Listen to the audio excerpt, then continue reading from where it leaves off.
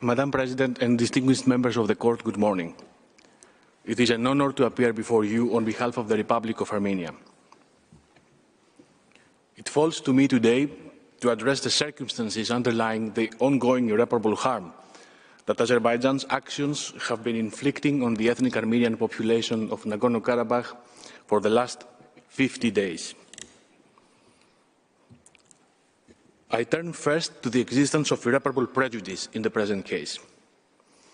The Court, pursuant to Article 41 of its statute, has the power to indicate provisional measures when irreparable prejudice could be caused to rights which are the subject of judicial proceedings, or when the alleged disregard of such rights may entail irreparable consequences. My apologies. In all prior cases concerning possible violations of the CERD, the Court has found rights under Article 5 of the CERD to be of such a nature that prejudice to them is capable of causing irreparable harm. For example, in the case brought by Georgia against Russia under the CERD, the Court held that violations of the right to freedom of movement could cause irreparable harm in situations where the persons concerned are exposed to privation, hardship, anguish, and even danger to life and health.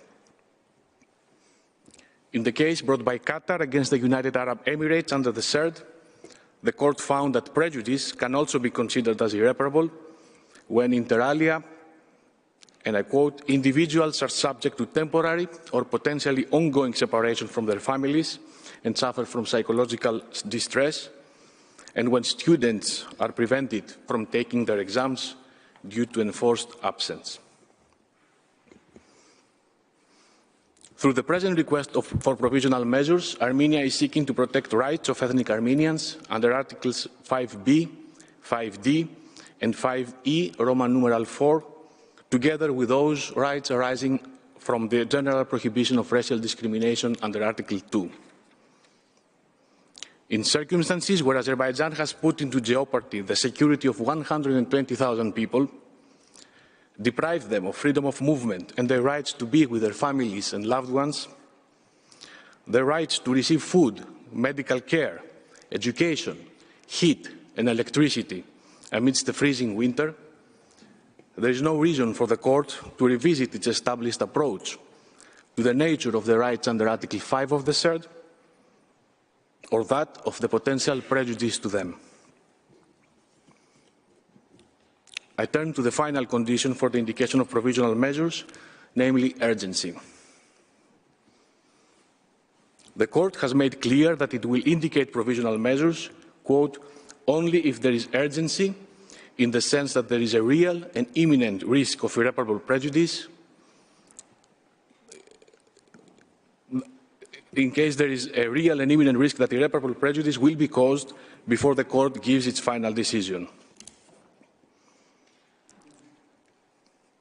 So what has happened in these 50 days of blockade? And does it meet the requisite urgency for the exercise of the Court's power? Let us recall the essential facts. As the blockade took shape on 12 December 2022, hundreds of people were stranded on the blockaded road in cold winter conditions. Over 1,000 who had been visiting family, attending school or events, or conducting business away from Nagorno-Karabakh were instantly cut off from their homes and families. This included approximately 270 children. At the same time, as Mr. Martin recalled earlier, the daily flow of 400 tons of essential goods into Nagorno-Karabakh immediately came to a halt, as did the transfer of the critically ill to Armenia for urgent medical treatment and scheduled medical examinations. On day 2, amidst freezing winter temperatures, the gas supply was interrupted. As it did last March, Azerbaijan did not allow emergency crews to investigate and make necessary repairs. The interruption persisted for 3 days until, under mounting international pressure, the flow of gas was restored. On day 8, the blockade claimed its first life when a 44-year-old hemodialysis patient in serious condition was not permitted to seek treatment outside Nagorno-Karabakh. On the same day, all non-emergency surgeries in all hospitals in Nagorno-Karabakh were suspended due to the anticipated shortages in medical supplies. By day 10, grocery store shelves had been emptied of fresh food staples. Bakeries were running out of ingredients to make bread. By day 11, pharmacies were running out of antibiotics, blood pressure medication, insulin, and other essential medicines and medical supplies. By day 15, cash shortages led to the imposition of withdrawal limits at banks. On day 23, local authorities decided that due to the impossibility of importing food and essential goods with regularity, state wartime reserves would need to be distributed. On day 28, food shortages led preschools and kindergartens across Nagorno-Karabakh to close their doors. It has now been more than 3 weeks since the youngest children have been out of school. On the same day, the only high-voltage power line connecting Nagorno-Karabakh to Armenia was damaged in an apparent act of sabotage. As a result of the blockade, Nagorno-Karabakh technicians were denied access to the site. The electricity supply has not been stable since. By day 36, the transmission of natural gas had fallen to a fraction of its normal flow. According to Nagorno-Karabakh engineers, this suggested that Azerbaijan had intentionally adjusted the valve to reduce supply. On day 37, for the second time during these 50 days, the supply of natural gas was completely cut off around noon local time, only to be restored at 5 p.m. and then cut off again at 9 p.m. That same day, 4 hours of rolling blackouts per day were introduced in order to cope with the dwindling supply of electricity. The electrical grid was already at a reduced capacity due to the downing of the main electrical power line on day 29. Naturally, in the absence of a consistent flow of natural gas, the electrical grid is even more overwhelmed, as people turn to electrical heating sources to cope with the lack of gas. On day 39, all 117 schools in Nagorno-Karabakh were closed indefinitely due to the shortage of gas and electricity supplies, which affected naturally tens of thousands of children. The supply of natural gas remained cut off. On day 40, the gas supply was resumed. To alleviate the pressure on the electricity grid, it was, however, decided to increase rolling blackouts across Nagorno-Karabakh from 4 to 6 hours a day. The same day, a coupon rationing system for essential foodstuff came into effect. On day 41, at around 8 p.m. local time, the gas supply was cut off yet again, marking the fourth time in a little over a month. For the next 3.5 days, the supply of gas was never more than 11% of the usual supply. This trickle of gas was barely enough to fuel ovens in bakeries and provide minimum heat in hospitals. By day 44, grocery stores in Nagorno-Karabakh had been emptied of almost all products. Baby formula became a scarce commodity. By day 45, commercial gas stations across Nagorno-Karabakh had to shut down as the dwindling gas was diverted to healthcare institutions and bread production facilities. On day 46, over 250 tons of humanitarian aid destined for Stepanakert remained in warehouses in Goris, unable to be transported across the blockade. Appeals to the residents of Stepanakert started to appear on social media, calling them to evacuate, which were dismissed by local authorities as an attempt by the intelligence service of Azerbaijan to spread panic among the population. On day 47, local authorities began distributing firewood and wood-burning stoves to residents. The gas supply was partially restored on that day, but supplied only to the residents of Stepanakert, given the demands on the impaired energy system.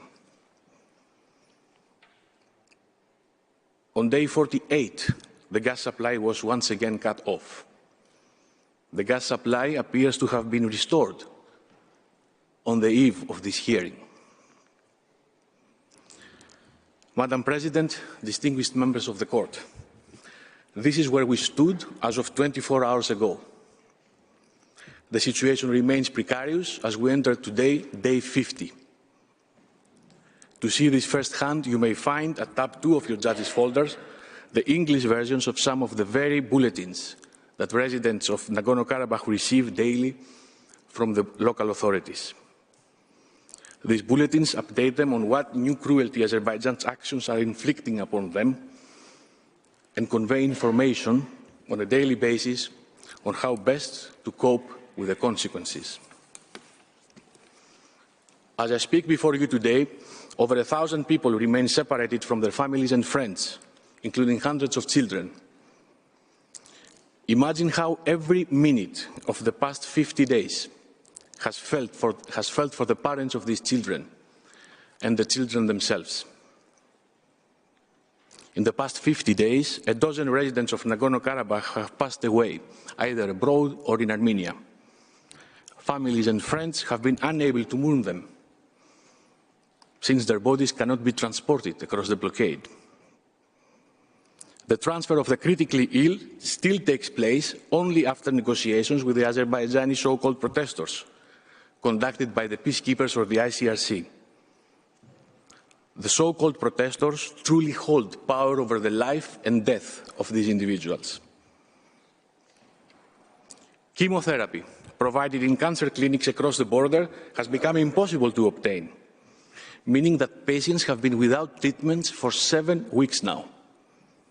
Their chances of recovering from cancer slowly dissipating.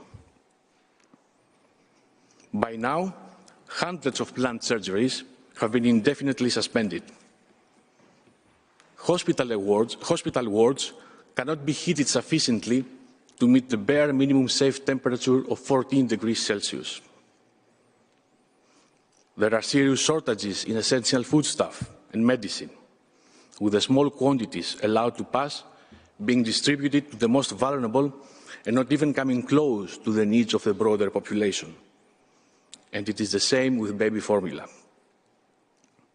The flow of gas was restored on the eve of this hearing. It remains to be seen for how long. Rolling electricity blackouts remain necessary to sustain the viability of the electricity network. Instead of attending school, thousands of children sit at home without electricity for 6 hours a day, with an empty pantry, and some of them with the heat of only a wood-burning stove. The impact of all this on their development is too obvious to state. Virtually all economic activity has been suspended. The closure of the highway has made the import and export of products and materials impossible, causing the shutdown of commercial and manufacturing businesses. At least 5,000 have lost their jobs. Despite international calls, humanitarian organizations and United Nations agencies still cannot reach the ethnic Armenian population of Nagorno-Karabakh.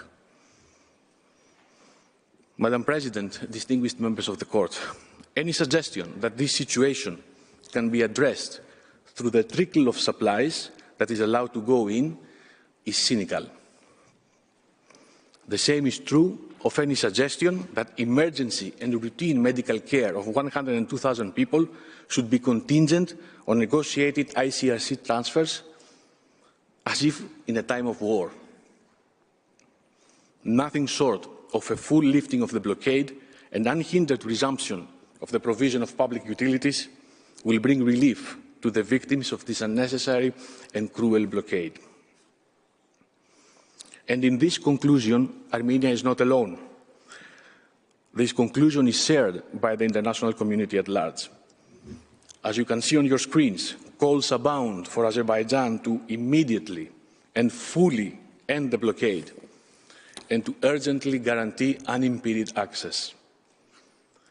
This is necessary in order to avert humanitarian catastrophe, the risk of which grows each day.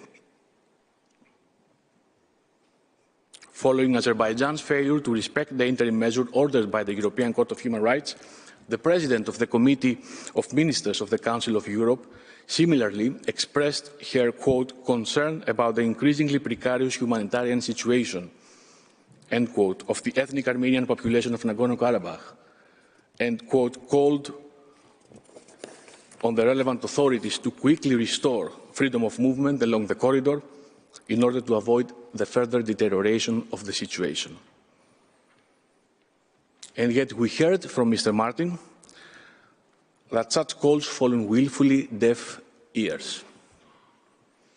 Azerbaijan brags openly about how it cannot be stopped, not by the international community, and not even by a binding order of the court in Strasbourg.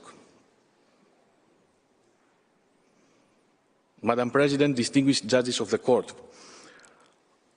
the progressive deterioration of the situation is obvious, as is the collective trauma already inflicted on the ethnic Armenian population of Nagorno-Karabakh. With respect, these circumstances do not just entail an imminent risk of irreparable harm. They are causing such irreparable harm in real time, with the scope, scale, and gravity of the harm compounding with each passing hour. The court has previously granted provisional measures to protect rights under the CERD after finding that the affected populations remain vulnerable.